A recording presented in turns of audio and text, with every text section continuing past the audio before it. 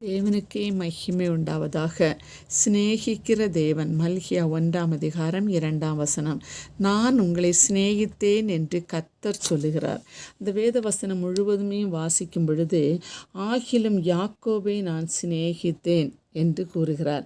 யாக்கோபை கர்த்தர் சிநேகிக்க காரணம் என்ன என்று பார்க்கும் பொழுது, தன்னுடைய தேவைகளில் கர்த்தருடைய ஆசீர்வாதம் வேண்டும் என்று யாக்கோபு விரும்பினான். இரவு முழுவதும் ஆண்டவர் பாதத்தை பிடித்து கொண்டு, நீர் என்னை ஆசீர்வதித்தால் ஒழிய உம்மை போகவிடேன் என்று அவர் பாதத்தை பிடித்து கொண்டு போராடி செபித்தான் என்று பார்க்கிறோம். தேவன் அவனை ஆசீர்வதித்தார்.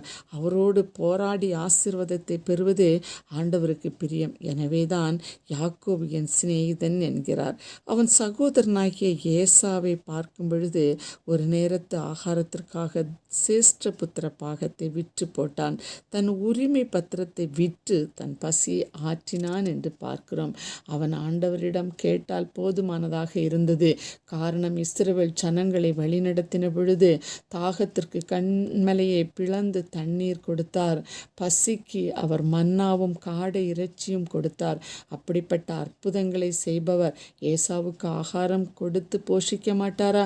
நிச்சயம் போஷிப்பார். அவனது சோம்பல் சிநேகிதரோடு சேர்வதற்கு கேட்பதற்கு தடையாக இருந்தது என்று பார்க்கிறோம். இந்த வசனத்தை தியானிக்க எனக்கு அன்பானவர்களே, நம்மை ஆசீர்வதிப்பதே ஆண்டவருக்கு பிரியம். காரணம், அவர் நமது சிநேகிதர். உலக வாழ்க்கையிலே நண்பர்களுக்காக தன் உயிரை கொடுத்து சிநேகிப்பவர்களும் உண்டு. அப்படியானால் நமது காரியங்களை செம்மையாய் செய்யும் நம் சிநேகிதர் ஆண்டவர் நம்மை கருதாமல் இருப்பாரா?